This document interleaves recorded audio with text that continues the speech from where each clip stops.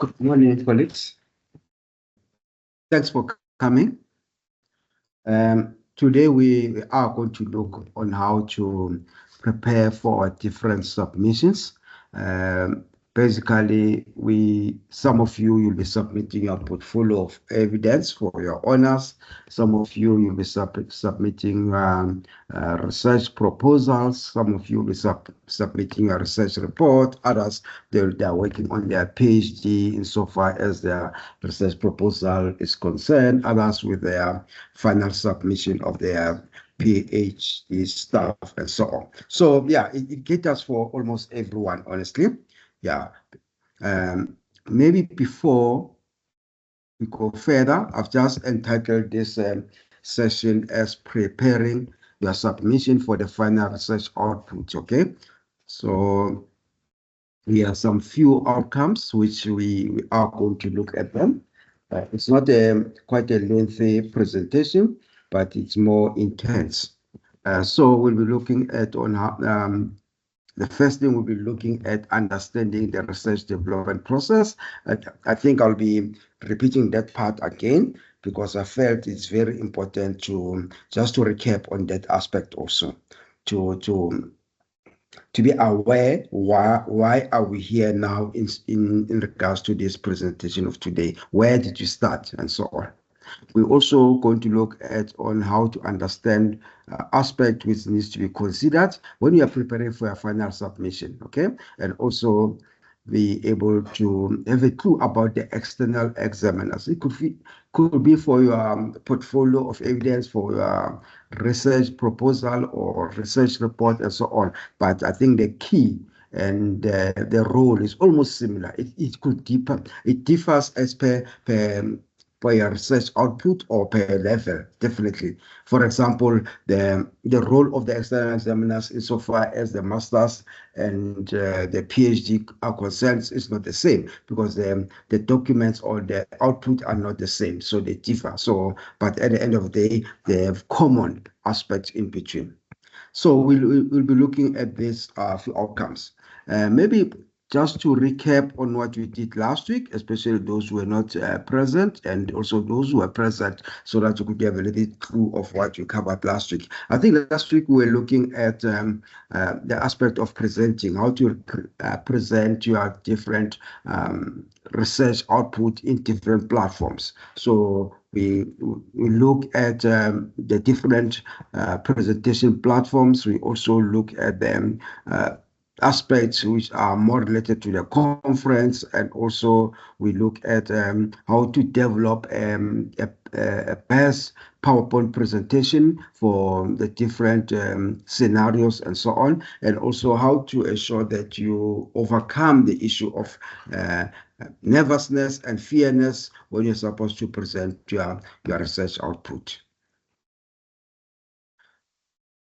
The various platforms which we look at, I think some of them, they are almost similar, but it also depends on the preparation which you are supposed to do around that. We look at the seminars, we look at the symposiums, and also the colloquium, and also we look at the webinars which you normally do online and so on, and also the conference, how the conference are being organized, how are we supposed to present during the conferences and so on. And we touch a little bit on how to present for your defense. And I think even today's presentation, it's some few slides which are prepared around that.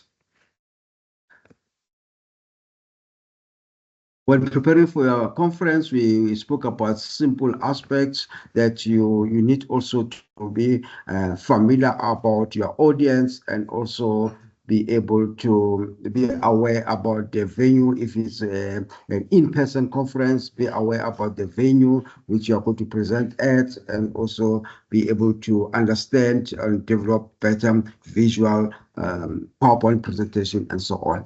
And also we spoke about the issue of involving your audience during your presentation, and also try to begin your presentation with something which is more interesting to your audience, and also at the end you must also try to have what you call a take-home message to the audience after you've presented your part in that conference. Okay, so there are a lot of things which you spoke about, colleagues. I think the slides are quite clear. We'll be able to follow what you've spoken about in some of those slides. Then we also look at the different types of conference presentation. I think the main one which you focus on last week, it was more on the full paper, and yeah, a little bit of a poster. We can also do a poster presentation, but you didn't touch a lot on the others, like for example the panel presentation, the round table discussion, and so on. But the main ones, I think at this level, we need to be familiarize ourselves with these two: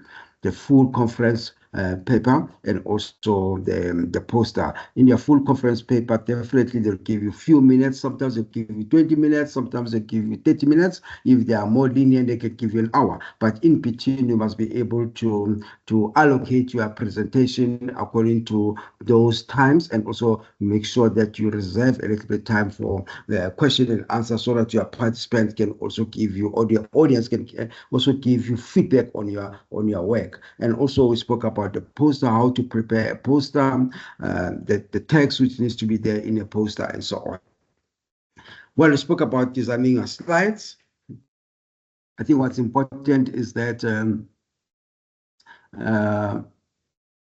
in one slide, at least you should not include more than 3 points, more than 5 points. At least maybe one slide should cater for 5 points, and make sure that your slides are not text loaded, you know. Put some visuals. All right. If put the text, just put the keywords and talk on the keywords and so on. And if you have visuals, also you must make sure that you put visuals which you are going to use, and or you are going to elaborate on those visuals and so on. And also try to practice your presentation and make sure that your slides, font size are easily visible to everyone. Use the same slide, the font size. If you are using 18 point, using 18 points throughout. Don't try to use smaller points, font sizes, and so on, because sometimes other people are not able to see clearly, you know. So you need to take that into consideration. And you also need to practice your presentation. Just want to skip on this. And also how to make sure that you capture your audience attention. The tone of your voice is very important, and also you must make sure that you articulate words correctly, and you practice some of those words which are more difficult, so that when you're in front of your audience, you are not going to mess up the whole presentation and so on. Try to practice those words, and make sure that you also, the vocal pitch of your voice is clear, and also the speaking rate also. You know, sometimes we put so much on our PowerPoint presentation, and we end up trying to cover everything within 20 minutes or 30 minutes. So we end up speaking so quickly. So we need to avoid some of those things. Okay. And also, I think we also spoke about, if you have some handouts which you want to give to your audience, you can also give it to your audience. I think we touched on most of the aspects last week. So yeah, I think this week I want us to focus more. Am I still there? Okay, thank you. I want us to focus more on how to prepare for your submission. The first thing which I want to mention, colleagues, is that remember that as you are working on your research report, at the same time, you are already on the stage of preparing for your final submission. That's why even the supervisor, when they are working on your different drafts, they may comment about certain aspects. They may even comment about the layout of your chapters. They may comment about the punctuations. They may comment about, for example, the in-text reference style. For example, if there is inconsistency around that. All those things, definitely, they are preparing you for the final submission.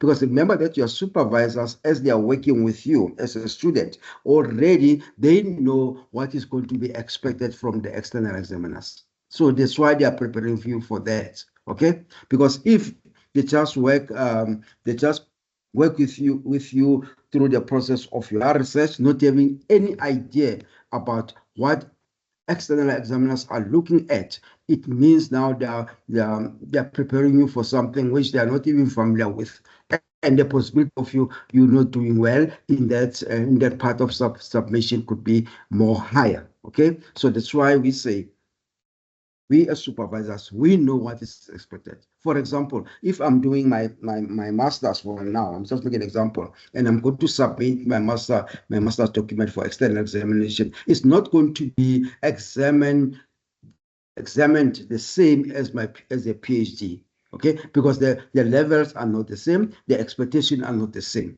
So we prepare you to say, okay, through these 3 years, which we are working on your master's with you, when we submit your work to external examination, when it comes back, we don't expect to get negative aspects. We can get some aspect to say, maybe correct it there and there, okay? But you don't expect to have a major, right, outcome or major corrections, whereby you have to start most of the aspects from the beginning. Then it can also delay your graduation and so on.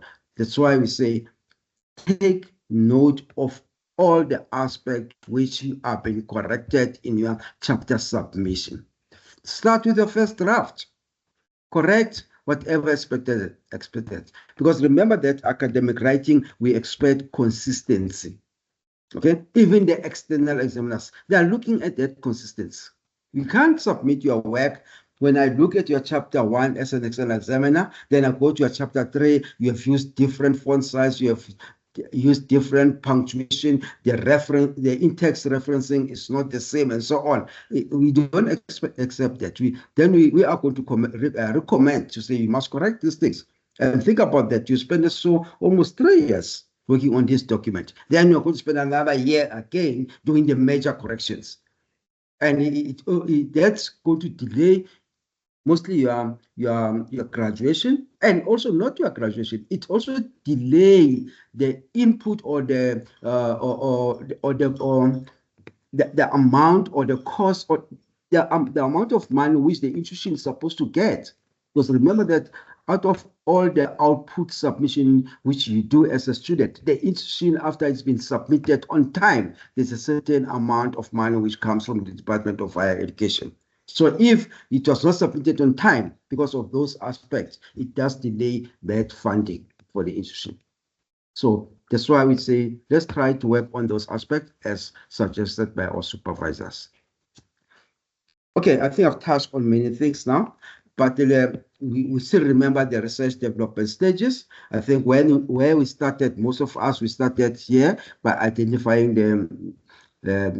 the topic and so on. And that topic, definitely supervisor worked with you, you brainstorm a lot around the topic, then you started to, when it was accepted, then you did your application, and from there, your application was being accepted as the requirement of the institution and so on. Then after that process, you started to develop your research proposal. I think some of you are on the stage of your research proposal, and if things goes well, by the end of I think it should be October or November, we need to submit that research proposal of yours. Then from there, the supervisor will be appointed, and after the supervisor has been appointed and the proposal has been accepted, then you start to work on your research report. Okay, and also they will give you the ethics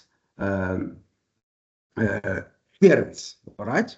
Then after you got the ethical clearance, after this research report proposal has been accepted, then you start to work on your research report now. You can't work on your research report if you don't have ethical clearance. In other words, they have not allocated you any ethical number, or the institution have not given you ethical clearance. Okay, so we start to work on the research report after we get that document from the institution. It means now your research proposal is being accepted. Well, some of the research proposal, they may be accepted on condition that other things are corrected. And when you are writing your research report, it's when you start to correct those things with your supervisor.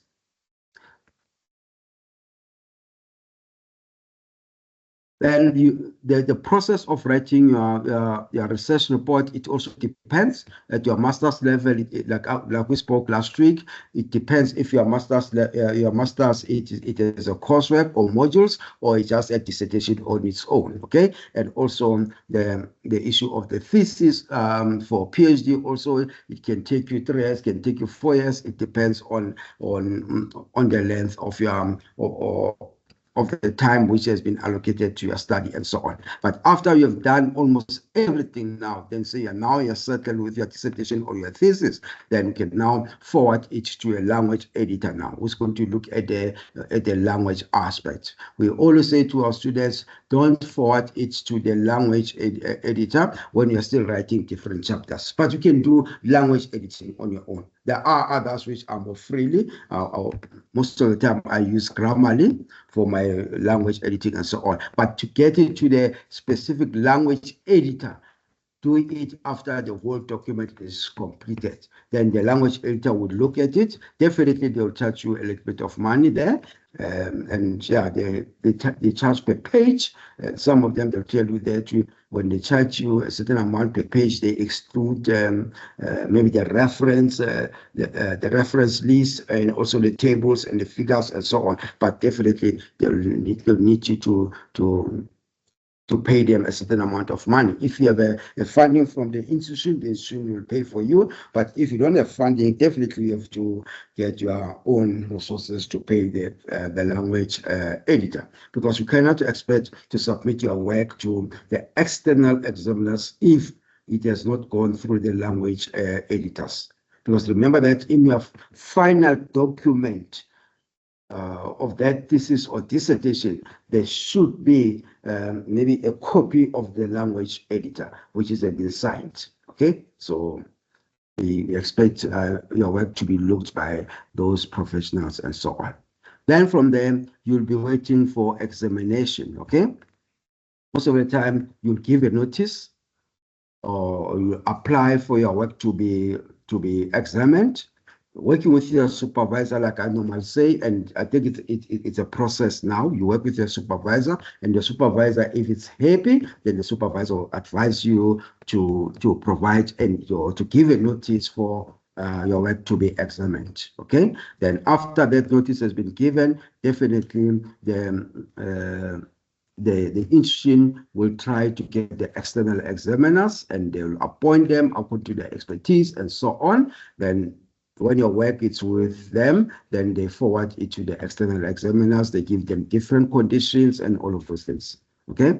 Then the external examiners will provide an external report. If they have appointed 3 of them, it means now you get 3 external examiners reports, including the one from your supervisor also. The supervisor also need to write a report also. Then in other words, the reports, they will be for your work. And yeah, some of them definitely they will have some of the corrections, some of them they will have concern and all of this. So you need to engage with your external examiner's report. And remember that the external examiner's report, you are not going to know who are those external examiners. It's been kept secret. I think the supervisor may know, but you as a student, you are not going to know about them. Luckily enough, you'll be able to know about them, especially those of you who are going to who are doing their PhD. Sometimes when you do your defense, maybe it's when you're going to meet some of them. Okay, but in the whole process, it becomes more anonymous, because if you can be aware about who's examining your thesis or your dissertation, the chances of you trying to contact them are very high. You know, we are human beings, yeah, but that's why it becomes more anonymous for many reasons, okay? And remember that also the external examiners, they cannot disclose your work to anyone, whether it's their colleagues or their friends or whoever. They sign a confidential clause, you know, to say this, when I examine this student's work, I'm not going to disclose anything to anyone. So it becomes more confidential. Okay, but the only time they can disclose now, for example, if you had your own report as a student and everything is finalized, I can also include maybe in my, others, they like to include them in their profile and give them maybe the name of the students they have done external examination for and also their topics and so on. Okay, so we can disclose after everything has been wrapped up. Okay, yeah. And the other aspect insofar as examination, definitely you need to, well, like we spoke last week, especially when you do your final level of study, they may ask you to give a proof to say you've submitted your work to the different journals. They always say you must give a proof to say you've submitted to output or manuscript to different journals or to the same journal and so on. But that proof is needed before you can graduate. And also, well, I'll talk about this a little bit, but basically, if everything goes well, definitely your work and also I want to use a certain phrase. Basically, the recommendation for you to be awarded the qualification is going to be forwarded to the institution higher degree committee. Okay. Then, if everything goes well, definitely you get your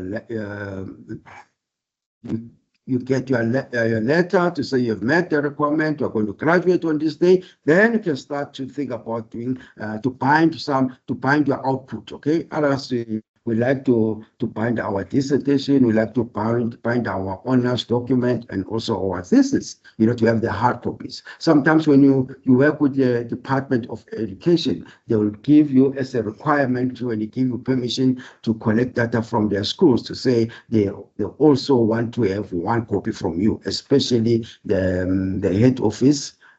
I know about Gauteng Department, they will ask you to provide them with one hard copy, which they always put in the library so that teachers they can use it as resources. And also maybe you like also to have maybe hard copies, you know, so that you share whoever people who are responsible, who are important in your life and so on. But I've realized now that most of the students nowadays, they don't do the bindings of the hard copies and so on. They prefer e-copies. It's also okay, okay? Yeah, sometimes you can also do e-copies. It saves you a lot of money, because remember that if you bind a copy, the last time I did one for a certain research project, I think it was in 2016 or 15, I can't remember. One copy, it cost, by that time, it was 500 francs a copy. Okay, it was 500, it's a lot. So if you are going to do 4, it was almost, I think, 2,000. I'm not sure about now. It was then by 2015, 16. I'm not sure by now.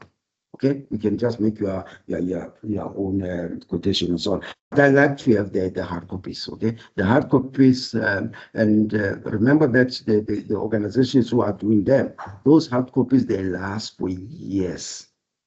It's not easy for them to be torn apart. And those are the hard copies I'm talking about, colleagues, which when you visit the library in person, you are able to see those hard copies. That's the one I'm talking about. Okay. But now, even now, I've realized also, even the institutions, some of the institutions, they don't even ask the students to do hard copies. They believe in e-copies. Okay, because most of the time, we are reading online. In most cases, okay? Yeah. Then from there, definitely after that, you get the big day. Okay, all of us, definitely. I think even now, some of you are waiting for that big day. Okay, some of you had it the previous year during your undergraduate and you are doing the honors, so you expect also another big day which coming next year. Others is your master's, others your PhD. So you go get that letter which confirms that you have met the requirement. Interesting to those who are doing their masters and so on. You know, it's been written so nice, then you are able to keep it for years to come and so on. And also definitely you attend that ceremony. Then after that, the institute definitely will make sure that whatever you have published, they archive it. They even archive it in some of the platforms which you are not even familiar with. Sometimes when you go online, then you Google your work, you may find that your work has been archived in different platforms. Okay, because basically your work is a contribution to the knowledge. Okay, therefore it must be shared. That's why we are saying to you guys that the work should be of high quality, because like I've said in the past also, it's not going to be read within our context only. It's been read even globally. You know, a colleague of mine yesterday sent me something. I think it was on the WhatsApp and so on, indicating that his work has been cited and he was doing his PhD. So he's happy about that because there are people who are reading his work now. So he's happy about that, not within this South African context, beyond that. So those are the things we want to see, colleagues, with your work, so that they must be read beyond our shores and so on. So yeah, I think those are the process we go through. So now, all of us definitely, we know that preparing for our submission is very scary. You don't know what the outcome is going to be. All of us, we expect positive aspect. You need to submit something. It's almost like if you submit an assignment. I think most of you have done that in the past, submitting an assignment. You don't know what the outcome is going to be. You start to panic and so on. But all this preparation I'm going to share with today, and those are the aspects which we do as we are developing our drafts. Small things, okay? Because my argument is that if I've worked on my dissertation, for example, for 3 years, when I submit it for final outcome, so that's going to be examined by someone else, I don't expect to get a negative response or reply. I need to get at least to say I've attained 50% and above. And most of the time, we expect our students to achieve more than 50%, because if you achieve 50%, it means already you are not going to do a master's. They can't accept you in a master's program with 50% in your honors. Okay, the same thing with your master's, the same thing with your PhD. We expect more than that. And one thing which you expect, definitely, we expect maybe distinction in your honors submission. Okay, or maybe in your master's dissertation, you pass it with the distinction, so it gives you a better position to do your PhD if you want to, honestly. But that's why we say all of these things which we are talking about here and try to present to you guys, we are avoiding a situation whereby after 3 years, you spend 3 years on this topic, researching about it, and the results become negative. Then end up having stress, anxiety, and depression. You name it. All those things, they'll come. Okay? So that's why we say the development of the document itself, as you are working on your different chapters, when you are working on your research reports, we are trying to have a proper document so that it also see the end of the tunnel, or the light of the tunnel. I don't know what's the correct with there, but basically at the end of the day, everything needs to become more positive, okay, for you as a student. But these are some of the structures we refer to, colleagues. And these structures, which I've just projected now, it starts with your research proposal. But remember that in your research proposal, I always say to my students, don't divide your research proposal into chapters, okay? Just have your title, maybe the cover page of the research proposal. Then from there, the next page, we have introduction. Then from the introduction, your background, maybe next time you have your literature review or methodology and so on. You have just have the main heading with the subheadings, but you exclude, in other words, you don't have to, you don't have to indicate the chapter, say chapter 1 and so on. in your research proposal. You can just start with introduction and background. Then from there, you can label it, definitely. You can label it as 1, which is introduction and background. Then the next point in your research proposal, if you talk about, let's say, methodology, then number 2 becomes methodology. Then you can have all those subsections. You can talk about your research design. You can talk about maybe the research approach. You can talk about maybe population, your sample, trustworthiness, and so on, data collection, all of those things, they may fall maybe under your research methodology and so on. So in other words, what I'm trying to say, when you write your research proposal, don't outline it according to chapters for now. We are going to work on the chapters when we are writing our research report. I'm not sure if I'm clear on that aspect, colleagues, because sometimes when you start to put chapters in your research proposal, which a research proposal is something which you are intending to do. You are still asking, if I can put it in that way. You are still requesting, okay, to say, I am a student. Then I would like to do this research. So we cannot talk about chapter outlines for now. Maybe we can talk about chapter outlines when we are writing our research report. Okay, so I think for me, it works better in that way. And the other thing with our research proposal, remember that, colleagues, sometimes I know that our students, they like to expand a lot in the research proposal, but try to give not all of the content, but try to cover all the aspects, just briefly, okay? Then from there, if you have more content, just pack it. You'll use that content when you're writing a research report. Because I don't see any committee who's working on the ethics so that they can give you the ethical clearance. They can read almost 50 pages for a research proposal, whether it's a PhD or not. It's too much, okay? So we need to limit our writing, but you must make sure that you capture all the aspects so that when they read your research proposal, all the aspects must be there. Okay? And please, colleagues, I'm not referring to that 450 words which you have submitted or 780 words for your PhD. I'm not referring to that. Because remember that one is whereby they identify the different sections on which you are supposed to write about, is it? I'm referring to an extensive research proposal, which they are going to use to grant you ethical clearance around it. Okay, I've just put some of the aspects. Remember that your submission or your work, it needs to be consistent. If, for example, you start to, let's say your research report, you start to have something like this, let's say chapter 1, okay? Then you make it bold and also caps. It should be the same with your chapter 2. It should be bold and caps. If you make it centered, it should be centered, bold, and caps. All right. If you align to left, it should be the same. But we always like to make it centered. Okay. Then if from there you have an introduction, which is 1.1, it should be bold and caps also. Then you start to have the subsections. All right. For example, 1.1.1, let's say I'm talking about plagiarism. I've made it normal. It's not caps, but it is bold.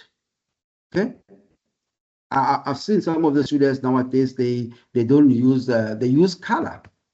Now, if the supervisor accept you to, if the supervisor allows you to use colors in your research report, why not? Use colors. I've seen some of my students are using colors. When I'm doing some of the external examination, you find that maybe the colors for their heading as a subheadings, maybe their headings, it's blue and so on, the subheadings, this color, it's fine. I don't want to comment about that. But what we want is consistency, okay? And also, you must make sure that you work with the supervisor. I prefer black and white. I don't know why. I'm still there, okay? Then from there, if you have the subheadings, remember that you can't have a subheadings which have only one item, like this one. Okay. For example, I have this subheading, which are called consequences of plagiarism. I can't have it. I can't have only one subheading. The same thing with the subheading. Okay. It should be 3 and above. At least 3 and above. Then if it's more, if you have more subheadings, let's say, for example, 3 up to, let's say from 1.1.1.1 up to 1.8, all right, which is almost 8 subheadings. You can decide to say, okay, I'm not going to go to have the 9th subheading. Maybe I can use a bullet. You see now? Or maybe I can try to, instead of having more than 10 subheadings, I'll now try to have another subheading to cater for the other subheadings. But look at the way I've done it here. Here, your subheading, it is normal and bold. But your subheading, it is only normal. Okay? Others, they can make it normal and italic. Okay? You can also decide, but it's normal. It's not bold. So you must keep the same sequence. If, for example, in your chapter 3, you have a subheading, then it should follow the same sequence. If you decide to use certain bullets, use the same bullet throughout your document, from your chapter 1 up to the last chapter. All right? Don't be excited to say in one chapter or in one section, you have used a bullet of an asterisk. Then from there, you have used another a point bullet. Then you use, no, use the same. It should be consistent throughout. I think this one is covered. Then your tenses, we spoke about the tense, colleagues. I'm not sure if I'm supposed to say anything about the tenses now. I've seen that your research report definitely use 2 tenses. Either one of them, sort for that. You can't use both of them. If you use the present tense, you use the present tense from your chapter 1 up to the last chapter. If you use the past tense, it should be past tense from chapter 1 up to the last chapter. All right? No future tense, colleagues. Remember that your future tense will reserve it for your research proposal. Also look at the sentence structures. I think this is also interesting. If you have some of the slangs or jargon words which you want to use them, describe them. For example, if my study is about Tsotsitaal, it's a colleague of ours definitely is working around something like that. Tsotsitaal. So if my research is about Tsotsitaal, I'm sitting at China and I'm reading this document, and you didn't describe to me what is Tsotsitaal and create the problems. So you must be able to describe those concepts to the reader. Okay? Speaking about the bullets, all right? Avoid bullet points. I know that sometimes students, especially when we start to do our research proposal most of the time, okay? And some of us, we even extend it when we are writing our research report. We put bullet points. Bullet 1, 2, 3, 4. Then we end up having 10 bullets. Then we say to you, put the content into paragraphs. Write a story about this, not bullets, not bullet points. Okay? There are times you can put things in the form of your bullets. If, for example, you are citing maybe an act, definitely you can put that in the form of a bullet. Okay? There's nothing wrong with that. But if, for example, you are indicating some processes, why do you put them in bullet form? I had a story about these processes you are talking about. Okay? I think it's almost this one. Number 4 goes with also this about point there. All right. Adhere to punctuations. Okay. I think I have a problem with this spacing, colleagues. I don't know. Well, other supervisors definitely they will say use 1 spacing after a full stop. I always like to use two spacing after a full stop, because I found that if I use 1 spacing, the work become more congested, is it? But if I put it apart, it's easy for me to read it and it becomes more presentable. I'm not saying that 1 point spacing is not presentable, colleagues, please, but I prefer at least 2. It works better for me. And the other aspect, colleagues, make sure that you justify your document. I've seen that most of students, they like to align their document to the left. Justify, and you'll see if you justify it, that paragraph, it looks so neat. The only time maybe you can do what you call is it in text? Yeah, is that in text or whereby you put the content in the middle? If, for example, you want to do direct quotation, okay, you can put the content in the middle, and you use also italic, so it should be consistent throughout. All right, whereby you find that maybe there is a content in the previous in the above paragraph, then you cited something, maybe you provided direct quotation in the next part, which you put it in the middle of your page. It works better in that way, and you can see if you do it throughout, it becomes more consistent. Okay, I think those are the things your supervisor will correct you around that. All right. And also, paging also, yeah, a little bit of paging. We always use now numerical numbers for showing the pages, and most of the time it's at the bottom. Look at your table of content also, and also you can also use Roman figures if you want, especially if you are working on your maybe your tables or whatever. So yeah, but basically what I'm trying to talk about here, colleagues, is that some of these things you start to work on them when you are working on your different chapters. And also, you can also visit some of the completed thesis or dissertation and see how people have aligned their work. And I always encourage our students, when you visit some of those completed dissertation or thesis, you must look at the ones which, for example, your supervisor was the one who was guiding that candidate or that student, right? So that you have you become on the same page with the supervisor. All right. Numbering of your tables and figures. Each table or figure should have a caption at the bottom or at the bottom. Okay. Others, the supervisor, they say we want it at the top and also at the bottom. But for me, is that why do we need to have 2 captions for the same table or to the same figure? If I have it on the top, why should I put it at the bottom? Because the same content. It's almost like, for example, if I'm putting my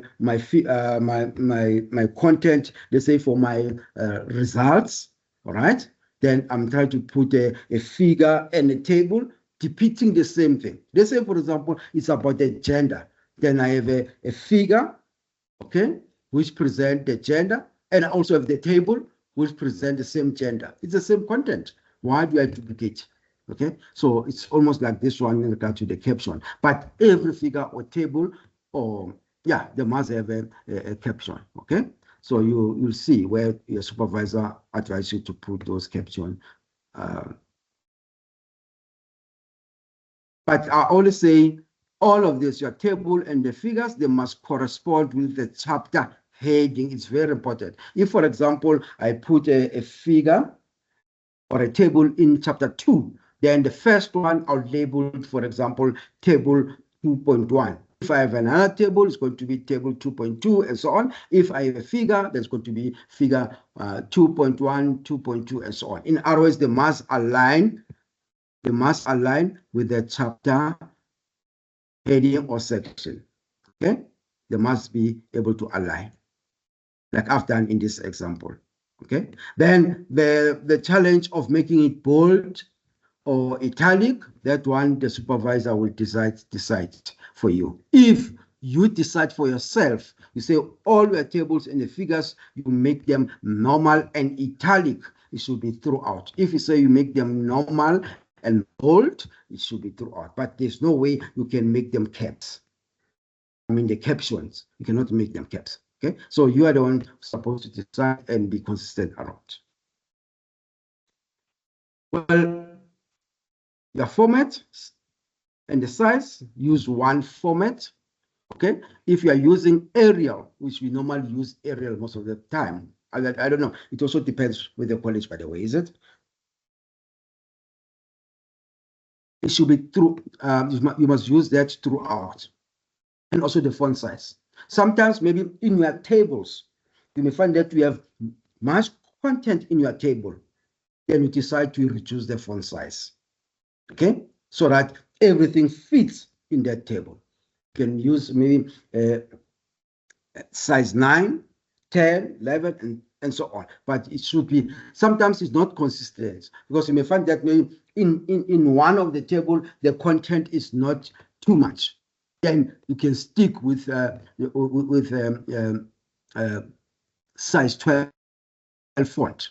Okay, but sometimes we find that a certain table, it has so much information. Then when you put this size of a font, it overlaps with the next page. So what you normally do, we want the table to be on the same page, all right? It should not overlap. Then you can reduce the size of the font. So you must work around all those things, is it? Okay. Interesting about this one, I've seen that sometimes when you align your document, especially in regard to spacing and margin, most of the time at the top there it gives you 0, then it gives you 8 at the bottom. So I always like to make it equal, 0 and 0. Then if I choose the spacing, I don't want to choose. I always like to choose 1.5 line spacing. It works better, not multiple. Okay. So I always choose this one. So if you do this alignment of spacing and margin, it should be throughout the whole document, please. And you'll see, after you've done all the spacing and margin alignment, then from there, you justify your document. You'll see how neat your document becomes. Except, colleagues, except when you are writing a manuscript for a journal, they've got their own requirements. All right, in regards to the issue of aligning, they may say align to right, to left or right, or justify and so on. And also they can have a certain aspect in regard to the spacing and the margin. In other words, those things are common. But this one, honestly, as you're working on your document, you'll see and try to factor the comments from your supervisor so that the document become more consistent and so on. The length, I think you're speaking about the length, is it? So I'm just not I'm not specific. It depends. But what I know is that the institution, they will tell you that if, for example, if you have you're writing your master's and there are modules, some we used to call them coursework and mid-dissertation. In other words, the coursework are modules. Then they'll tell you that the document must be 20,000 words. Okay? But sometimes they'll say if it's no modules you are going to study about in this master's, it's only just a dissertation, then they increase the word counts. Okay? So if it's more than this, let's say it's a master's with dissertation, there is no coursework or there are no modules, there are no modules which you are going to do, then they realize that the word counts is more than 30,000 for your document. Sometimes they say include everything. In other words, include the reference list, your tables, and so on. At the end, the whole document is supposed to be 30,000 words. If it's more than that, your supervisor will ask you to reduce. So you can decide. Maybe you can work with your supervisor on the areas on which you can reduce this word counts. Okay? So you can say, okay, maybe I think I need to reduce on the literature review. Or maybe I can't reduce on the literature review because I need that content for when I try to justify my results and so on. Then you can decide where you are supposed to reduce, but you need to reduce it. Okay? So yes, your PhD definitely. Others is 40,000, others is 60, others is 50. So it also depends with the institution. Okay? How much are you supposed to write? And I think those of my students who are already on the stage of their PhD, They will know, they will tell you that you can't give a chapter where you have only 2 pages. It should be more than that. Okay, but yeah, so all those are the aspects we need to align to as we are developing our output. Let's move to the next part now quickly. I think basically what I was talking about in the previous 2 slides, starting from here, it's about the actual content, okay? How it's supposed to be to be put up, okay? And like I was saying, it's all these aspects that will come when we are working on your chapters, especially in your research report process, when you submit your chapters, when you correct and do all this, all those aspects which the supervisor will say, please correct this aspect and that aspect, you'll be able to do those aspects, okay?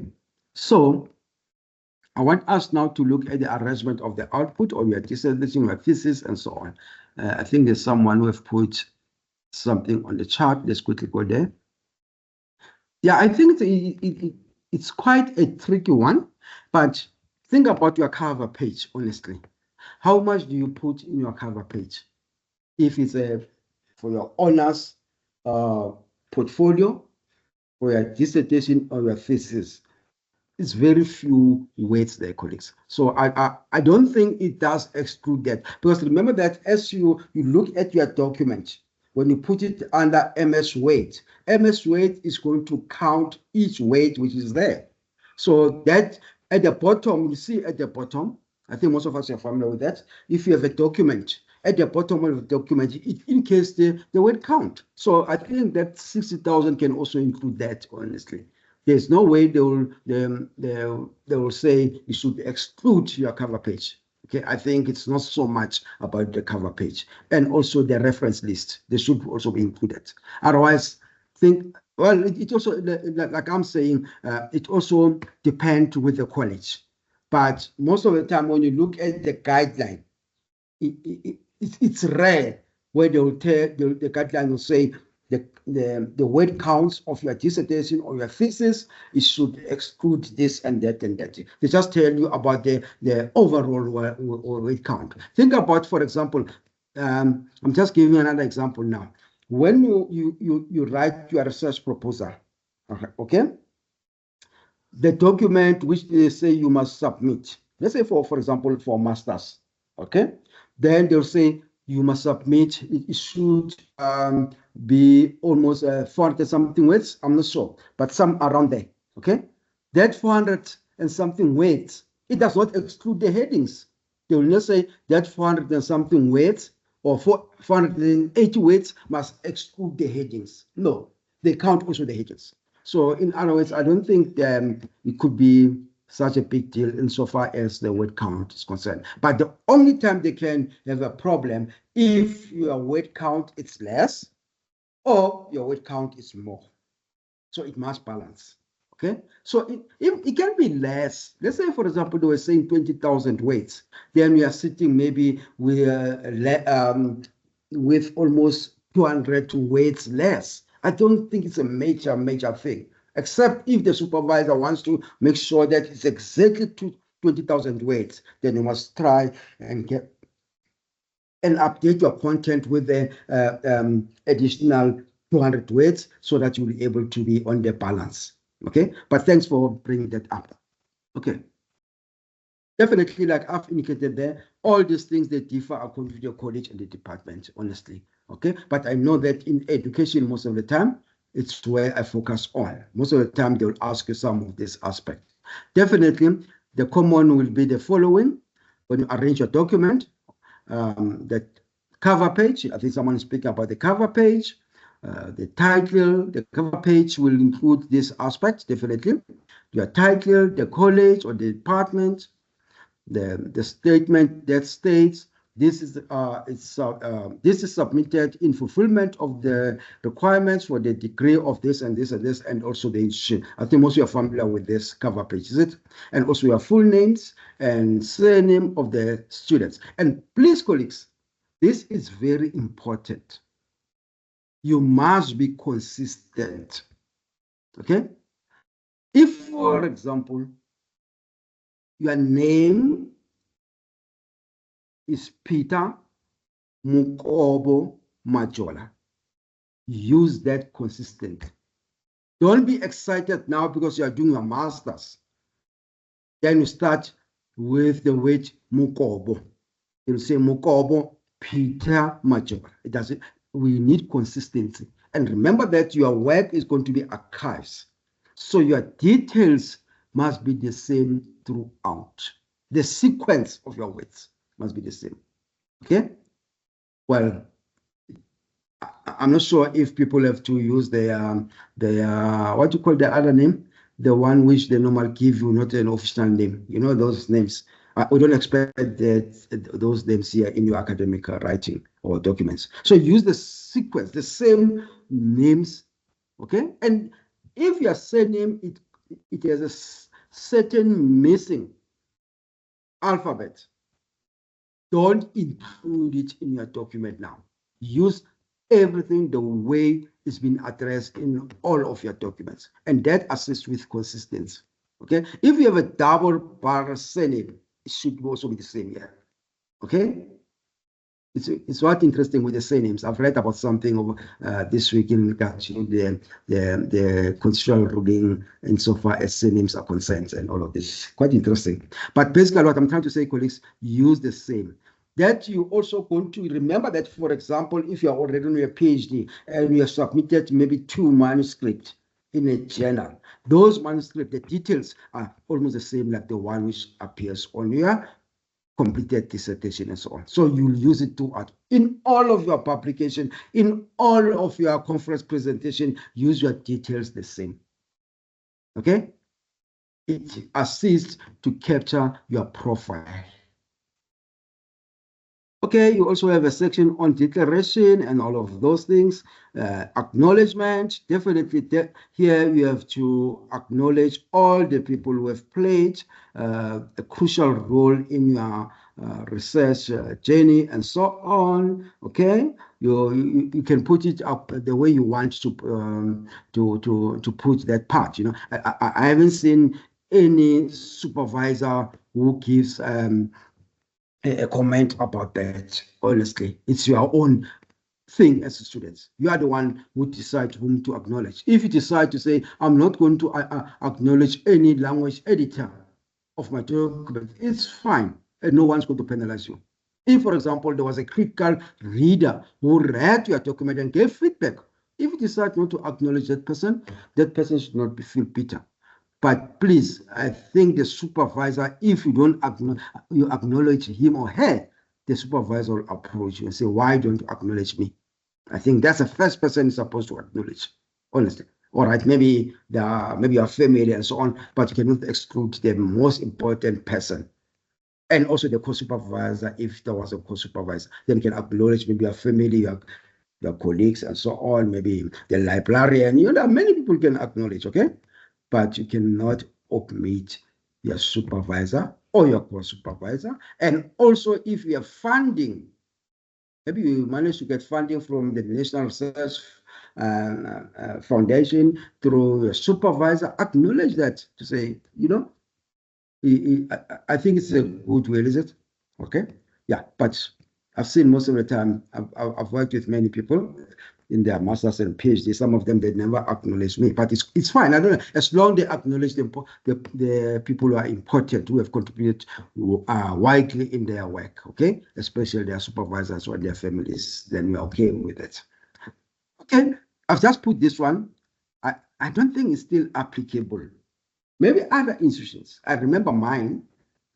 I think it was only for my master's by then. I'm not sure about my PhD. In regards to the abstract, I was also asked to do the Afrikaans version of it. So I think we tried. I tried to translate it also into Afrikaans, the abstract, in my dissertation. Okay, that was a requirement. I don't know why. I'm not sure now, but yeah, I'm not sure it was wrong. I'm not saying it was wrong, but maybe even some of the institutions now, they want you to do the other version. It could be maybe another language and so on. So you have to do it, but it also depends on the department and college and the institution and so on. So I'm just putting that, but there should be an abstract, okay? Then also you need to have your list of figures, graphs, tables, and so on, and also the table of content, the chapter outline. Please, I've just made this bold this morning when I was looking at this presentation. Colleagues, I have a problem with this. I have a problem with this. Remember when you apply for your ethical clearance through the research proposal, they'll tell you exactly what referencing style you're supposed to use. They indicate it. It's there. If I'm not mistaken, just look at that. That document which is called the focus area. Okay? The one which tells you how long are you supposed to write for your research proposal, and also what aspect you're supposed to include. I think somewhere they talk about the referencing style which you're supposed to use. So you must use that referencing style when you write your research report. The same.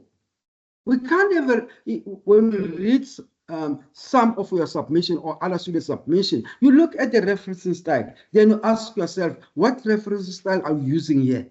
When you look at the in-text.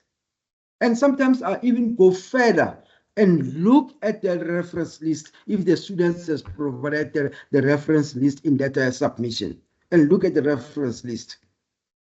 Let's say it's a chapter, then I look at the reference list. Then when I look at the reference list, then I look at the in-text citation. It doesn't talk to each other. They said, what are we doing here? So please, colleagues, I'm talking about all of these things. They are minor, but those are the things which delays you in regards to your work. Because sometimes we may find that a chapter, you're supposed just to do only one draft. You end up doing 4 drafts. Why? Because it's correction after corrections. And some of things are common, like these ones. Okay? I think I spoke about the in-text referencing last time. Don't opt for automated one. I've said that, colleagues. I've seen it. It's good. We know that the library encourages you to do that and all of this. But sometimes when we read your work now, then I want to correct this in-text referencing, and it's an automated one. I struggle because I can't edit it and so on. But if it was not an automated one, I can easily correct and put my suggestion around that. So it makes your work and your writing to become more quicker. Okay, so what I'm trying to say, colleagues, please look at this. It's very important. And those are the things also the external examiners are looking at. And some of the external examiners, let me tell you, colleagues, they are not going to read the rest of your document. They are going to pick up the in-text referencing which is wrong or incorrect, which does not talk to a reference list, and say, correct the whole of your document. And others will opt and suggest major corrections because they want to see if you have done it. And I've spoken about the major corrections with you last week. I think so, colleagues. It's going to delay your work. Okay? It's going to delay you a lot, and it's going to cost you a lot. So let's look at these things, colleagues, and try to put more attention in our work. I know that you do that, colleagues. I just want to emphasize that and also to encourage you to do that. Okay? Well, this one, we know that the appendix. Okay? I'm not sure. We need to do the language part of here, colleagues. If you decide to use a C, use a C throughout, and you label your appendix. Appendix A, if, for example, it is the ethical clearance. Let's say you have an ethical clearance, which you normally get. Make sure that you label it. Let's say Appendix A, ethical clearance with the caption. Appendix B, maybe is a permission from the Gauteng Department of Education. Maybe Appendix D is the interview schedule, and so on. So they must follow the same chronological order, is it? So that when you cite them inside your document, If, for example, you are talking about, let's say, D, it's your interview schedule. Okay, let's say in your document you are already on the data collection section. Then you try to describe the what you call it, the instrument you have used, right? Then if you want to refer the reader in your appendix, then you can put that in brackets. Then you say C appendix D. Then if I go there to D at the back of your appendix in your document, I'll be able to see that interview schedule. Can you see now? So they must be in that order. Try to put them in an orderly way. If you decide here to say, I'm not going to use a C, I'm using an X, all right? Instead of a C here, then it should be through, you must use that throughout. So you guys go and check which one is the correct one, because other students, they use an X, others, they use a C. So I don't have a problem with that. The only time is when I see inconsistency. Then I try to pick up now, say what's happening now here. Okay. I think this one also, it's not a trend. I think it's now it's a requirement in most of the institutions. When you submit your final document for external examination, it should have been, you also need to have submitted your Turnitin report. In other words, you submit it, then others, what they normally do in the same document, maybe they attach the Turnitin report and so on and so on. But I also look at that, honestly. I look at that. If I see that the reports tells me about 10%, then I comment about that. And my comment most of the time, I will say the candidate must reduce that. The candidate must reduce that. But I don't give a major correction. For me, it falls under the minor, but you must reduce that. We say it should be less than 5. At least 5 and less, or 5. Then we're able to work with that. Okay. So we've spoken about this one.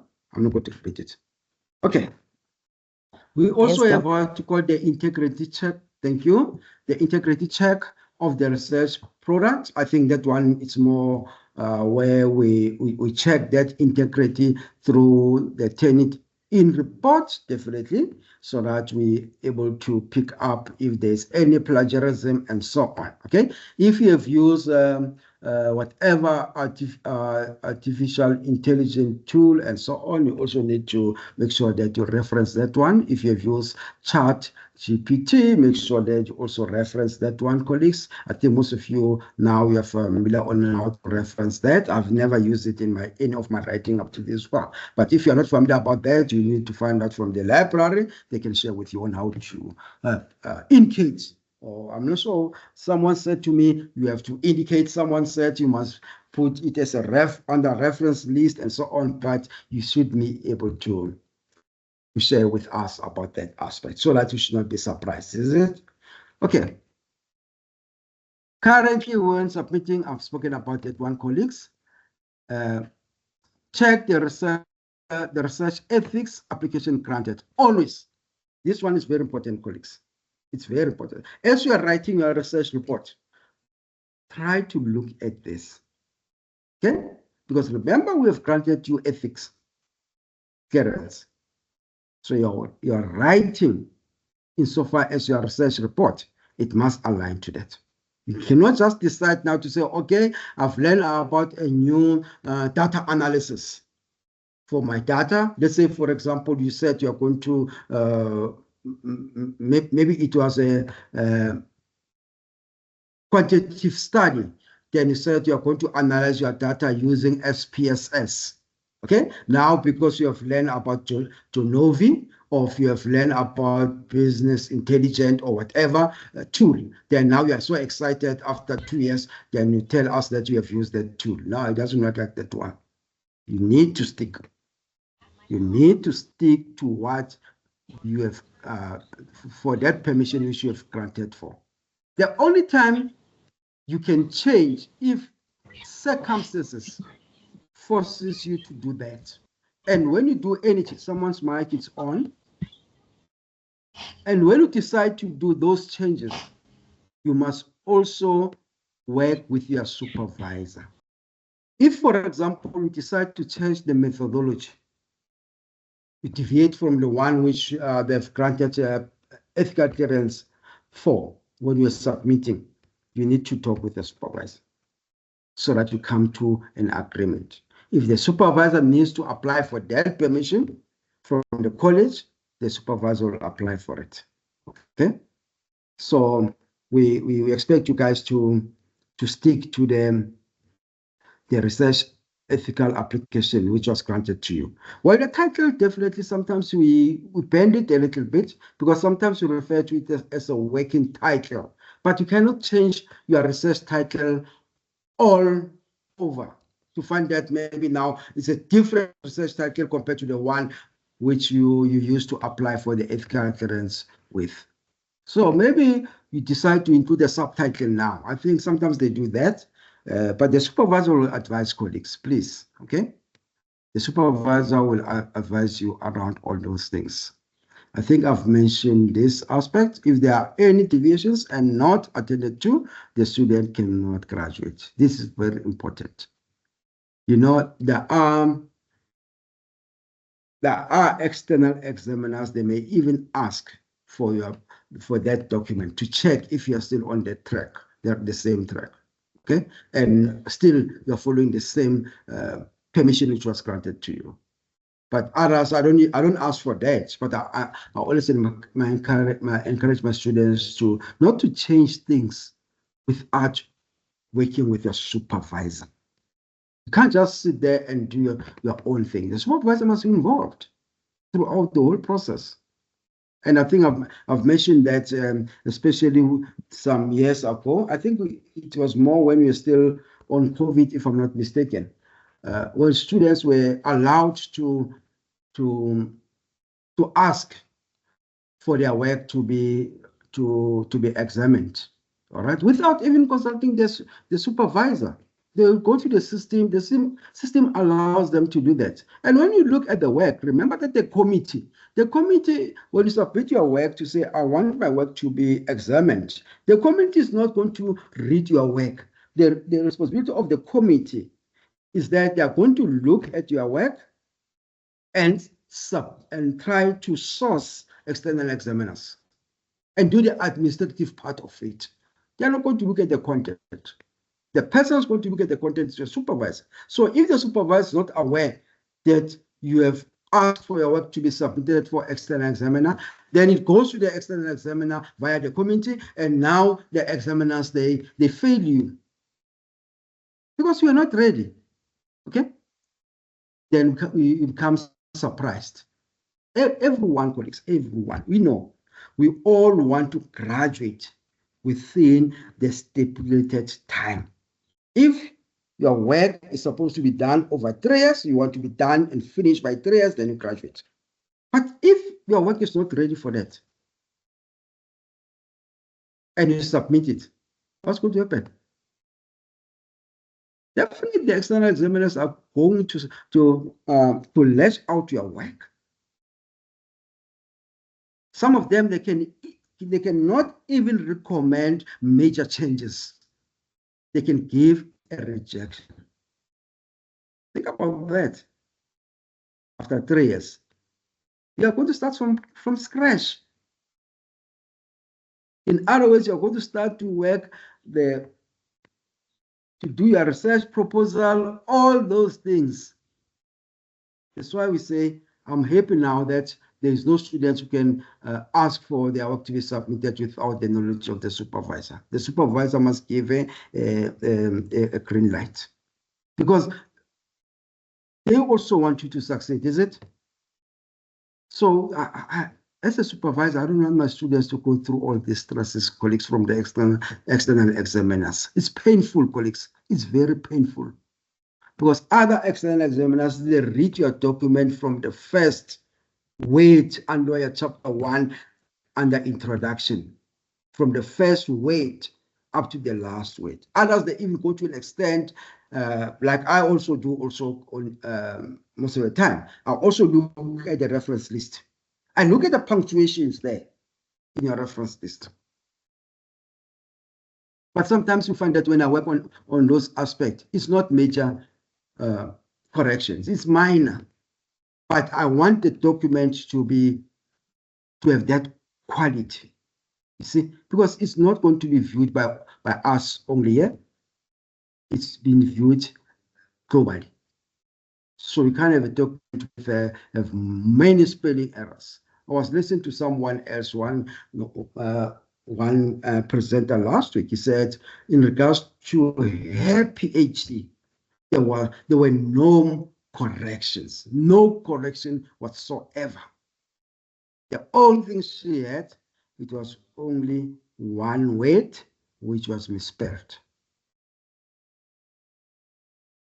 And it's possible, because remember all these things, colleagues, like I was saying earlier, we work on those things during our chapter submission, is it? So it's possible.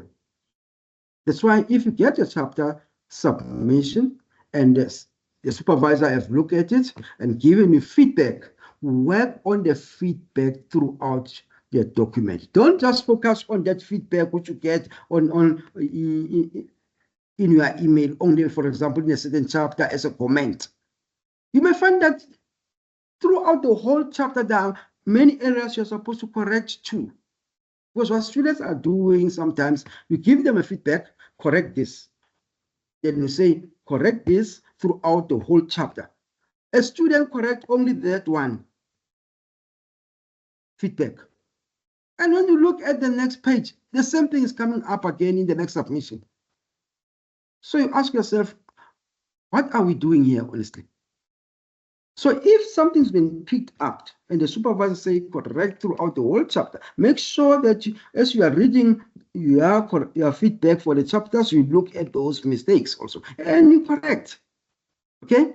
To save you some of these things. Because sometimes we may think that if I've done it in this way, I've not corrected, and the supervisor has not looked at it, then I submit for external examination, then that thing is not going to be picked up by the external examiner. The external examiner can pick that up. You come again, you correct. Something which could have corrected long time ago. Okay, so those are some of these, colleagues, we try to assist you with. Please, colleagues, don't mind the tone of my voice.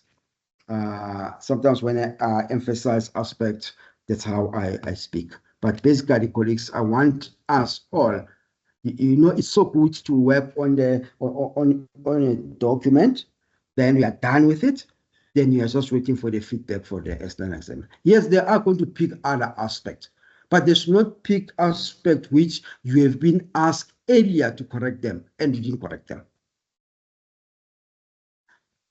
External examiners, definitely. Examination of the research output, what are they looking for?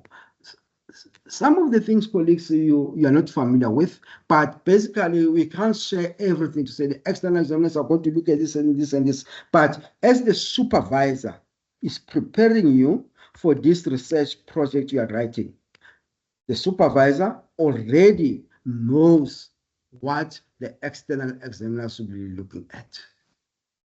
Okay, so they want to make sure that your output or a research output or the document you have prepared, it's going to be looked by the external examiner, and also the external examiners are going to give a positive feedback around that. But they evaluate some of these aspects. They can look at the topic to find out if the topic is appropriate and worth it to be researched. Definitely the supervisor could have worked on that with you, honestly, okay? But they look at the problem statement, they look at the aims, they look at the hypothesis, if you have the hypothesis or the research questions. And I think all of these, colleagues, which I'm just mentioning here, as you're working on your different chapter sections, the supervisor is also working you on those aspects. If the supervisor says, I think this research questions needs to be rephrased or to be looked at, or maybe this research objective is not correct, or maybe the problem statement is not articulate. Try to redefine it or rework it on it in this way and that way. They are trying to prepare you for that time when your work goes out there and also be handed to the external examiners. Okay, so all those things we are working through them over these 3 years when you are working with your document, so that when it goes to the external examiners and they want to look at those things should be well written in your document. They also look at the research methods. Sometimes we check if the student has contributed, especially if you are on your PhD level and so on. Also look at your contribution. Okay. Evidence that the student can interpret the results in a scholarly manner. In other words, when you have the data set or data results, are you able to interpret them? And I think the supervisor assists you around that. Okay, so we also read those aspects. For example, you may find that now a student got inferential statistics, but when you look the way students interpret these inferential statistics, you as an external examiner don't agree with the students, so you can give a comment around that. Okay, but sometimes we find that already the supervisor has worked on that aspect. Okay, so there's no need for the external examiner to give any feedback around it or comment around those that aspect on how the data was interpreted. Okay, they look at the argument, especially insofar as the thesis is concerned. They also look at the trustworthiness of the data collection instrument. Did you try to do some of those validity tests? All right, whether it could be internal or external according to the methodology. Okay, so those are the things they look at.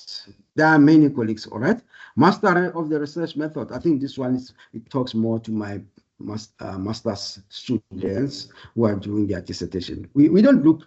We are saying you as a master's student, can you do independent research? That's what you're looking at masters. Okay. Are you able to articulate the methodology? Are you able to do some data analysis? Okay, we can't expect you at this level of masters to do a detailed inferential statistics. Honestly, okay, if you have done it with your supervisor, and we realize that this master's document or dissertation is above the level of being a master's qualification, then the institution can award you a PhD. Okay, so it should be an exceptional submission. An exceptional submission, which as an institution you say, instead of awarding only a distinction, all right, in this report, we go beyond that. And the committee, the committee will be involved, the higher degree committee will be involved to say, no, this work definitely is on the PhD level. There will be recommendation after recommendation. People are going to look at it and so on. They will say, we award you a PhD. In other words, now you are going to skip doing your PhD. With your master's, you get your PhD. It's happening, colleagues. Okay, it's happening. I think so. It could be a year before last year.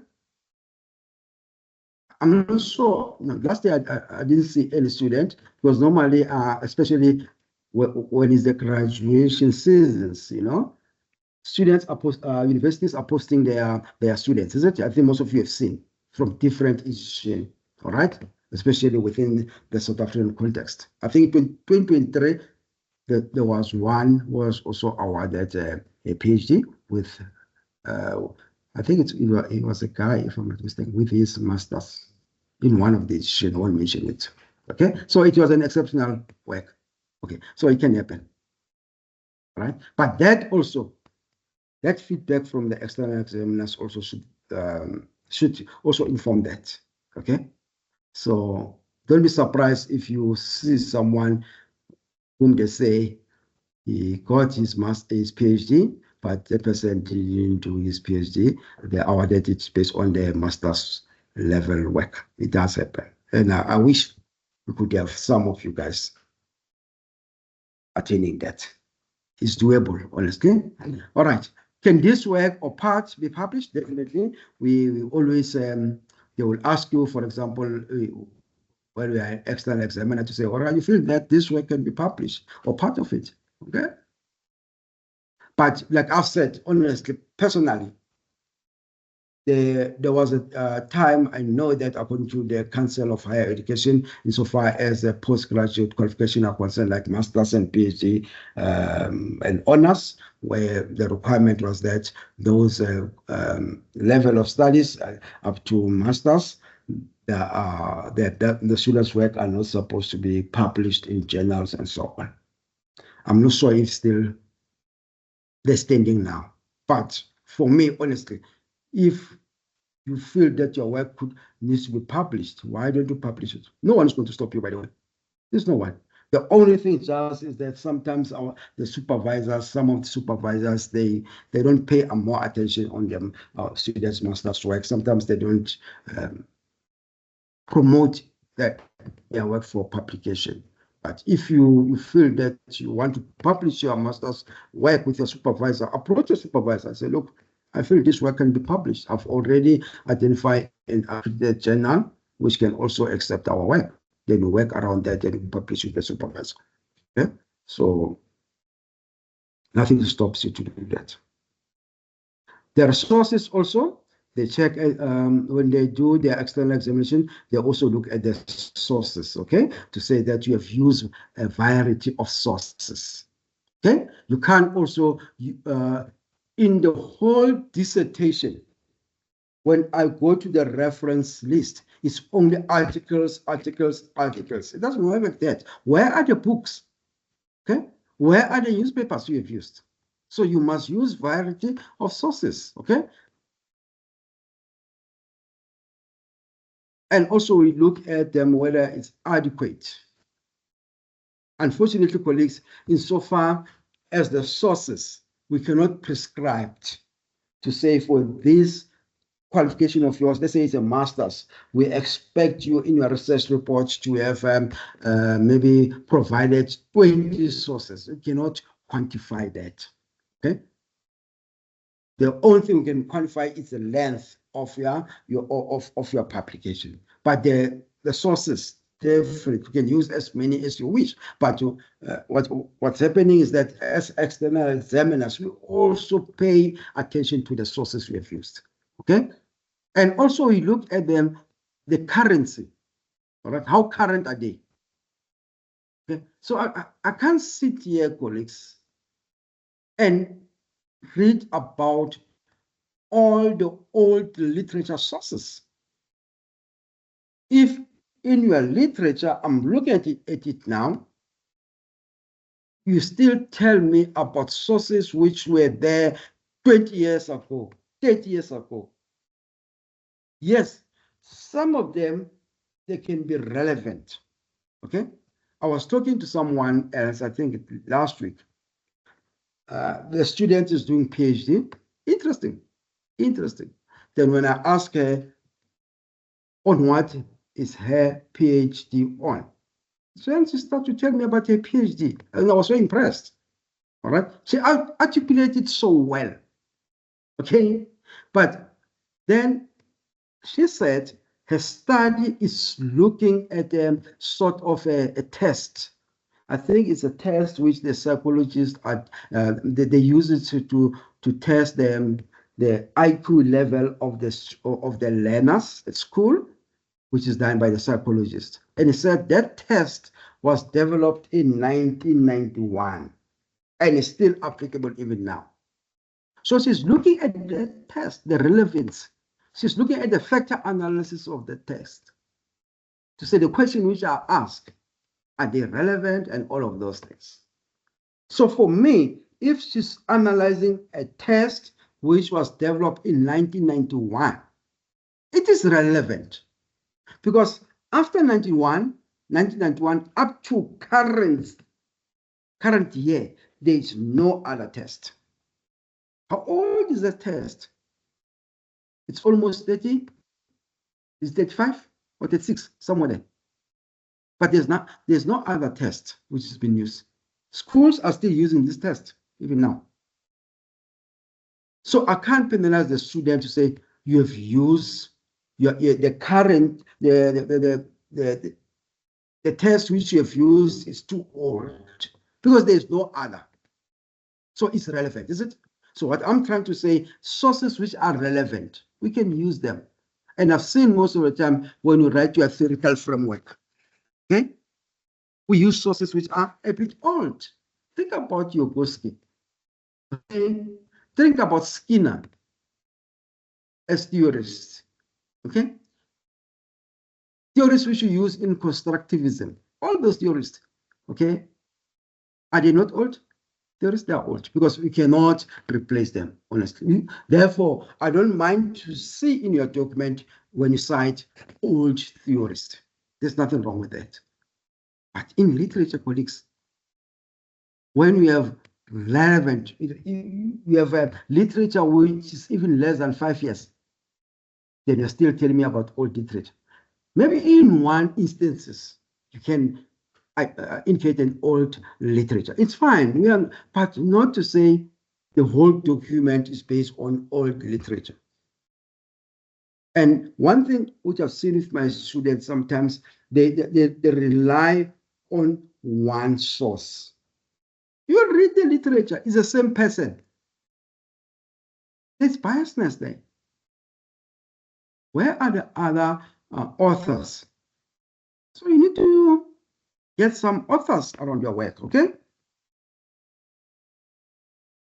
I think I've spoken about this one. For me, it's also important, the sources. Okay. The external examiners report. I think all of us colleagues remember that the committee will take your submitted document to the external examiners, is it? Then the external examiners, they'll be able to sign all those confidential clauses. They will be told that they must give a report after maybe 2 months or 3 months. It depends also. Most of the time it's 1 month nowadays, or maybe if the page is, sometimes it's 2 months and so on. Okay, so you are waiting for this report. So when it comes, definitely it comes anonymous. Then we have the external reporter 1, external reporter 2, external reporter 3. But remember that the supervisor, it also depends. Some of the institutions, what they do, they don't even inform the supervisor whom are the external examiners of the work they've submitted on behalf of their students or their candidates. Okay, you may find also maybe the external examiner is not even familiar. Then I bring a report, then I submit my report as an external examiner. When it goes to the committee, you know what the committee normally does? Where my details appears, they make sure that they put out those details. They don't give you those details. Then from there, you get the feedback. Feedback on the document, colleagues. You will find that it's the external examiner also have given feedback on the document itself as comments, is it? Then from there, the outcome, the recommendation. There are various recommendations. Okay. The first one, they may say the qualification is awarded without any condition. In other words, you don't have to correct anything. All right.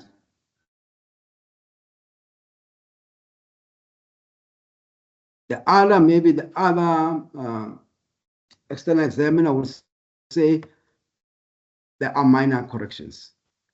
There are minor errors which needs to be corrected. Then maybe those minor errors have been identified in the document, or maybe they have been identified separately as an attachment to you as a student. Okay. Then we have the major errors. The major errors, if the external examiner says there are major errors, it means now you are going to correct the document, right? And after you have corrected the document, definitely you are going to resubmit it again. They are major. Well, others, they can use the word, when it's major errors, they can say you revise and correct the document and you resubmit again. Okay? The document is going to be resubmitted to the external examiner. Remember that you have three of them.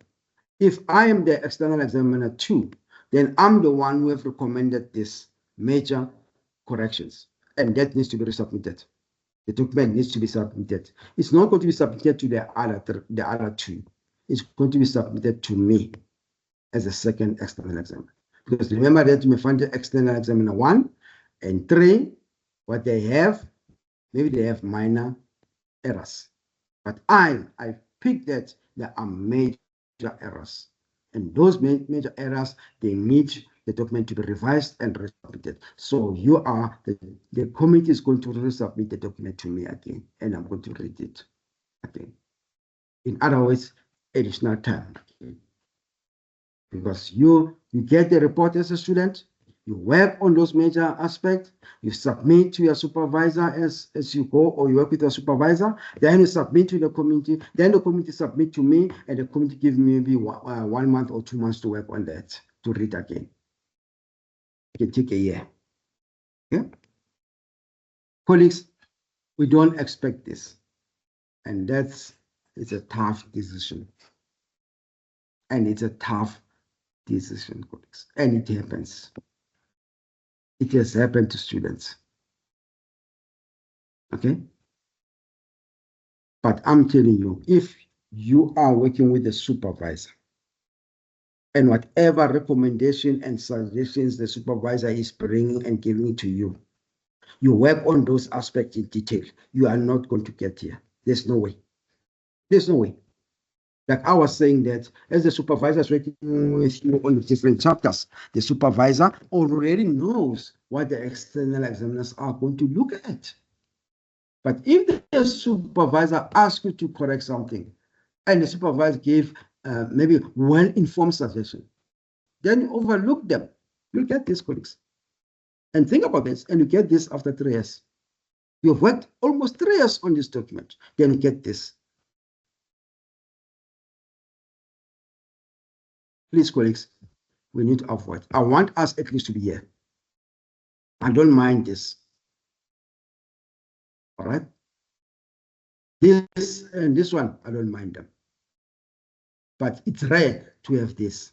But this one, definitely. I mean, if we say minor corrections, you may find that there are few aspects. Maybe it's just a matter of punctuation, it's a matter of this and that and that, you can just quickly work on them. And other external examiners, what they do, they give feedback on the document itself. And sometimes you may find that it's easy to adjust those things, okay, on the document itself. Okay? But personally, I don't do that. I give it separate. I put reasons for it. But what I'm trying to say, it's easy. You may find that maybe got a 14-pager of minor corrections. They're not so heavy.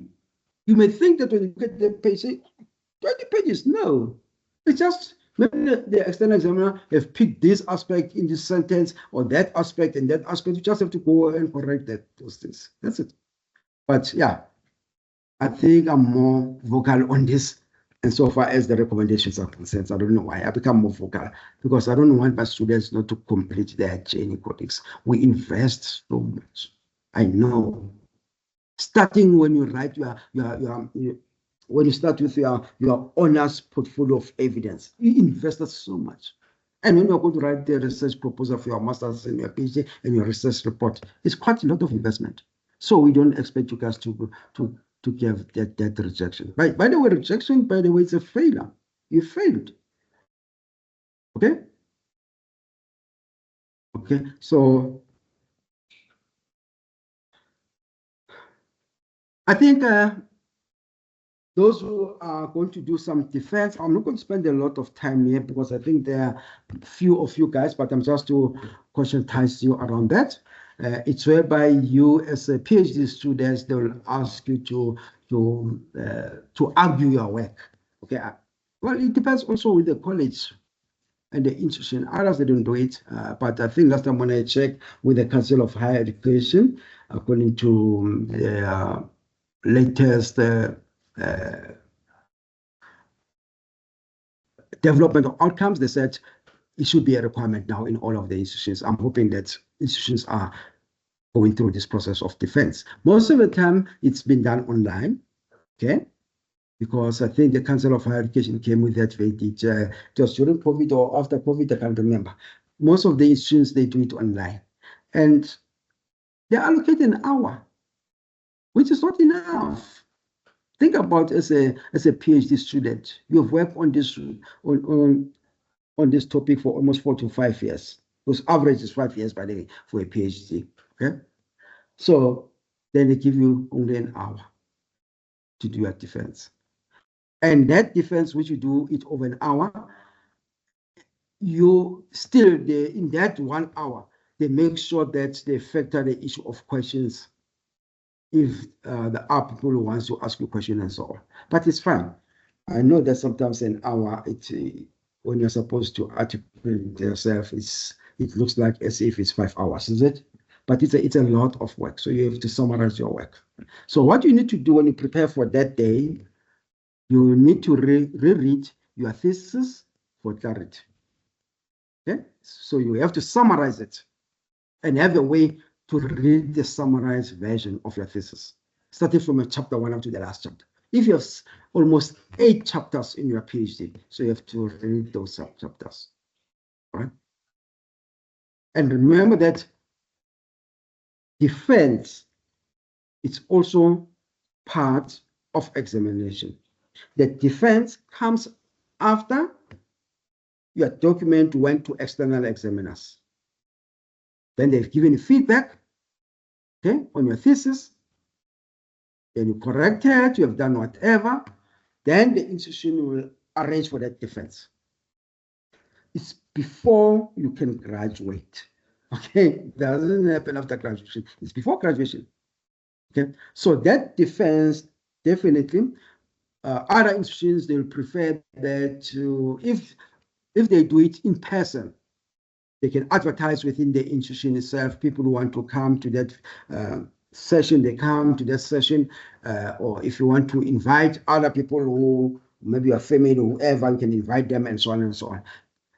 You can do it the same thing with online, honestly, because you can share the link and all of those things, but the institution can arrange that for you. But the external examiners also are being invited. Okay, because they're the one who have done the document examination of your submission. So they must be there also. And most of the time, they are the one who are going to ask you questions. If it's an in-person, definitely the chair will ask them to ask questions first, or to say something about your work, because they've done external examination of your work. Then the chair can open to other people. All right. If it's online, definitely most of the time I've seen that the external examiners are the one who ask questions. Okay. But remember that if they give you an hour, you have presented maybe for 30 minutes. You have your PowerPoint for 30 minutes. Then the other 30 minutes between the external examiners. If we are 3, definitely we try to share the time amongst ourselves and so on. Maybe one will ask one question or whatever, or one will. For example, if I was an external examiner and I've recommended something that you must work on when you revise your submission or your thesis, I'll ask about that. If, for example, you didn't share that with us during your presentation and you present, then I'll ask you about that. Then you must tell me about it. And if you have not done it, say I've not done it, definitely, you could be in trouble. Okay? You could be in trouble. That's why we say when you prepare, especially a PowerPoint presentation, if there are salient aspects which the external examiners have recommended make sure that you also include them when you present. That's how it needs to be done. Okay. And also have an answer strategy and structure. Have a way on how you are going to answer the questions. Because sometimes you may find that as you have, after you have done your presentation, they may ask you aspects which you have not prepared for. That's why I've said from the first point, reread your thesis. You know, sometimes working on a document for almost 4 to 5 years, you forget about other things, is it? So you have to reread again. Remember, you have read it. Honestly, we know before you submit it for external examination, you have read the whole thesis again, so that when it goes out there, all the things you are supposed to correct, you corrected them there and there. Okay, but now you are doing defense. You also have to read your thesis, summarize it, and make sure that you know the content of your thesis. Everything, starting from the first chapter. You need also to predict some obvious questions. I'm going to talk about some of those questions. I'm not saying that they're going to ask you those questions. They may ask you other questions, but expect them to ask you questions. Prepare your presentation slides in advance. We've spoken about that one. If you're not sure what you're supposed to include in your presentation, ask your supervisor. The supervisor can guide you to say, okay, you have 30-minute presentation. These are the subs. These are the aspects you're supposed to talk about, or these are the sections you're supposed to focus on. Don't just go there and start to work on your own presentation. Then from there, you start to read the presentation or to us as an audience there to the defense, and you're doing PhD. No. Liaise with your supervisor. If your supervisor can't assist you, that's why I was saying in one of the presentations that make sure that if you are on this stage now, attend 1 or 2 defenses so that you'll be able to see and learn on how other people are doing it. It could not be within your college, okay? But if the institution have advertised, attend. If it's online defense, attend, so that at least you have a clue, so that when your time comes, you know how to prepare for this day. Okay. Oh, I think I've mentioned that point. Yeah, I thought it's not part of this slide. All right, this one definitely, even though it's online, also you need to be presentable, colleagues. Please make sure that you are presentable. Check all your audio to say everything is working. You know, all those things. Connectivity and so on. If you know that normally you are presenting online and always you are at home and you have a challenge with connectivity, make sure that you get a place where you know that you won't have a challenge with connectivity, okay, where there's a backup. And make sure that everything works well. Practice your presentation, you know, so that you don't struggle, okay? I think those are the few. Well, these are some of the possible questions. I'm not saying that they'll ask you about this, okay? But there are many, by the way. Let's quickly look at some of them. Well, okay, this one I've said, you must reread your literature. Please. I know that is one of the sections with students, sometimes they don't want to read it over and over. Reread your literature. It's very important because also make sure that you update yourself with the recent developments insofar as your topic is concerned. Because you may find that, for example, you are going to do your defense. You are going to do your defense maybe end of October. And already maybe this year before October, there is one scholar who have published something insofar as your topic is concerned or your field of study is concerned, and you are not aware of. Then they ask you, are you aware that there's a latest publication about this and this in your field? So you must keep abreast with some of these things, okay? Because you may find that the publications which you have referred to most of the time are almost 5 years old, because you've been working for this for almost 5 years with this document. And the latest, they won't say factor them in, no, but you are able to articulate, okay, your position insofar as those aspects are concerned. And also, you must be able to indicate the gap insofar as your literature is concerned. What is a gap? Okay? When you look at your literature. Well, they may ask you maybe to summarize your thesis in a sentence. They may also ask you to give an overall argument. What's your argument in this study? What are you arguing? Okay. Then you're going to say, you're not going to tell us that according to so and so, this and this. No, your argument. So you must be able to articulate your work. Please, colleagues, you must know your work. It's your work. We are an expertise. And remember that some of them external examiners, they can ask you these questions, even though they've read your document. And don't think that they're playing with you, colleagues. Because remember, this document we gave them to they gave it to the 3 external examiners, and they're there during the defense. Now they ask you these questions. And they say, what were you arguing? What's your argument in this thesis? And they know, they've read it. When they give feedback, is it? What they're trying to do now, they want you to take the ownership of your work. You must be able to articulate your work.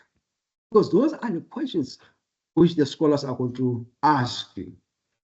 So you must be able to articulate your work. Even now, colleagues, let's say, for example, I'm just making an example. I've got an interview on Monday. I'm not saying I do have an interview. Maybe it's a job interview on Monday. Then in my curriculum, I've included that I have a PhD. If they ask me about my PhD, the findings in my PhD, what were my findings? Identify maybe main findings. What was my argument? What was my literature gap in my PhD? I must be able to answer that. I can't say, no, sorry, I've done my PhD 15 years ago, I don't remember. It doesn't work like that. It's your work. You must be able to articulate. That's why we say, if it's your work, you are able to articulate it. If someone publish and cite your work, your output of your PhD or a master's, and you realize that this comes from a publication, and the person has not cited exactly what you cite in that document, you have a right to contact the journal and say, look, I think I was wrongly cited. I've said this and this and this in my research output. That's why I always say to people, don't be excited to say you have been cited. Make sure that people are citing you correctly. And that's why we say your work is going to stay with you for the rest of your life. Starting from your master's until your PhD. Okay. All right. These are some of the questions. I think some of you have just looked at them as I was speaking. I'm not saying they're going to ask only this question. There can be more. Okay. But what's important, the main important question you must prepare for are those questions if the external examiners have asked you to say you must work on this aspect. So you must make sure that you are able to answer them on those aspects. But there are some of the general questions they may ask you, colleagues. What are they?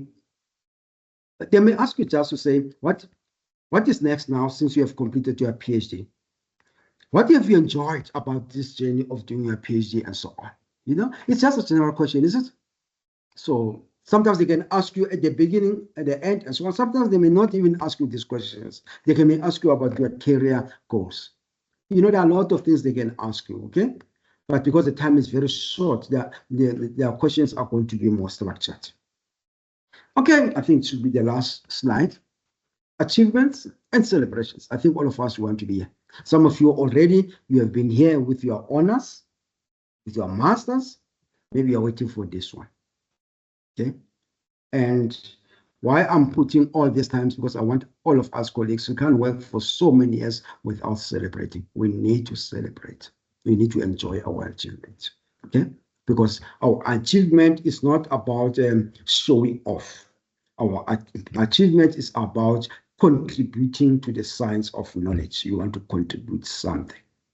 Okay, and yeah, I think most of us I've seen most of the students who are graduating with their PhD nowadays, they prefer to have their own attire. They don't hire it.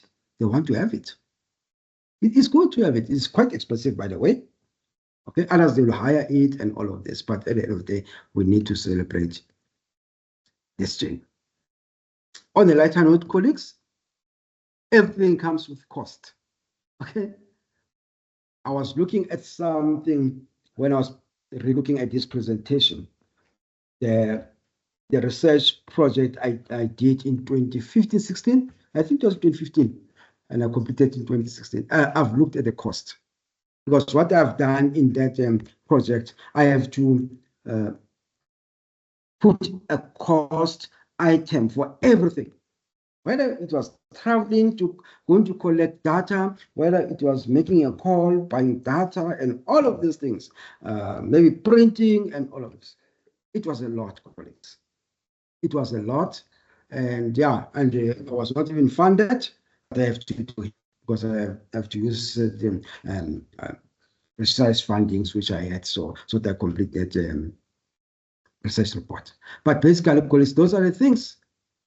Okay, I know students always they want to run away from this, is it? A person will say, if I don't submit this year, it means in February I must re-register again. And remember that when you are doing the registration for the following year, and most of the work is completed, maybe you're going to work on one or two aspects, then you pay registration fee. But if there's a need for that, there's a need for that. Those are the costs which we normally incur, colleagues. Yeah, all of this, it's money. Doesn't come cheap, is it? I think most of you are familiar with all of this. The language editors also, they want money. Okay? Copies to be bounded, traveling, and I like technology nowadays, because we do some of these things online. The symposium, the colloquium, we do them online, but sometimes it's in person, is it? So you need to go and present your work in person and so on. I've just seen that someone has put something on the chart. Let's quickly go to the chart. Okay. You say if you don't include the finance part as yet in your outline, will that be a problem? No. Remember that here, I'm just want to share to say those are the things or the costs you can incur in your when you do your research. Okay, I'm not talking about the research proposal, but remember that sometimes in your research proposal they may ask you to put the timeline and also the budget. So you just have to estimate. Okay, you just have to estimate. But what I always say to my students, they must do immediately when they grant you ethical clearance to do your research, then start to work on your research report. Everything which you have spent for, make sure that you note that. Okay, everything, note it. And if there are some receipts around them, make sure that you save them. Okay, but my advice is that don't put them in a folder. Okay, maybe when you save them, maybe scan and put them under an online folder. All right, you scan them. Let's say it's a copy. You've paid for something, maybe for printing is 1,000. You have a receipt. Don't keep only that receipt. Scan them and save it as a folder. Because if you keep it after 2 months, 3 months, it fades away. You can't even read anything. The reason why I'm saying you must keep all of these things as a record. Sometimes when you are so lucky, the supervisor will say maybe to you, I've sourced maybe funding from the national NRF maybe. I'm just making an example, okay? And they want to give you some funding for your study. Then the supervisor may say, submit all the receipts which shows how much you have spent this far since you have started writing a research report. Then you pull up everything. Maybe you bought a new laptop, maybe you've done this and that, and there's a receipt for that. And you may find that maybe it's 10,000. I'm just making an example. Then the NRF can give you that 10,000. They do that, colleagues.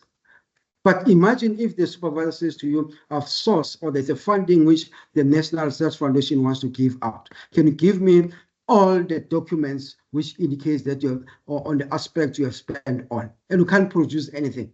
They said, no, I've made 20 copies, I bought this. Then the supervisor, where are the receipts? Then you have none. You're not going to get anything. And I'm talking from experience, colleagues. I'm talking, it happened to me. I think I was doing my master's. I remember it happened to me. Lucky enough, I few of them.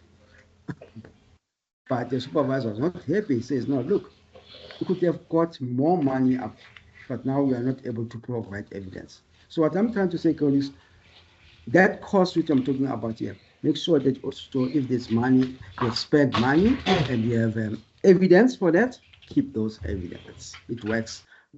I'm not saying that you could get any funding from National Research Foundation, colleagues, but I'm saying that maybe if it happens, maybe from the department itself, because the department sometimes they also fund our students if they get additional amount some way.